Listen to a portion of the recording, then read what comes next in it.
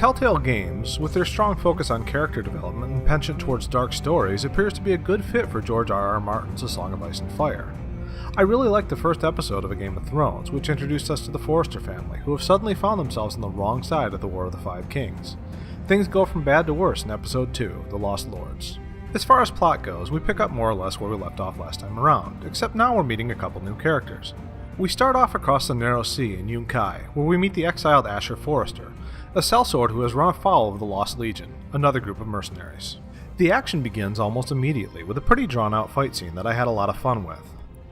After that, we're reintroduced to another Forrester loyalist, Malcolm, who fills you in on what's happening back home and encourages you to raise an army. We also meet Roderick, one of the Forrester sons whom everybody thought was dead. It turns out he wasn't quite dead, just very badly injured. While Roderick is still very much on the mend, he is able to step into a leadership role in the family, and allows you to make several strategic decisions.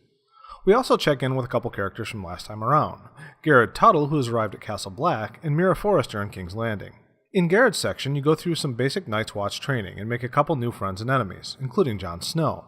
This section has some amazing visuals, but the story isn't advanced much. On the other hand, Mira is really getting in over her head in King's Landing. You have to make a few moral and strategic choices, and you also stumble across a very nasty surprise in the late game. I don't want to spoil anything here, but I will say I'm extremely interested to see where this leads the game. It feels like a lot happens in the second episode of Telltale's Game of Thrones. We'll meet new people, the stakes are raised yet again, and the poor Forrester family just can't seem to catch a break. While my complaints about the visuals still stand, I'm really getting drawn into the story and the characters, and I'm excited to see what's coming next.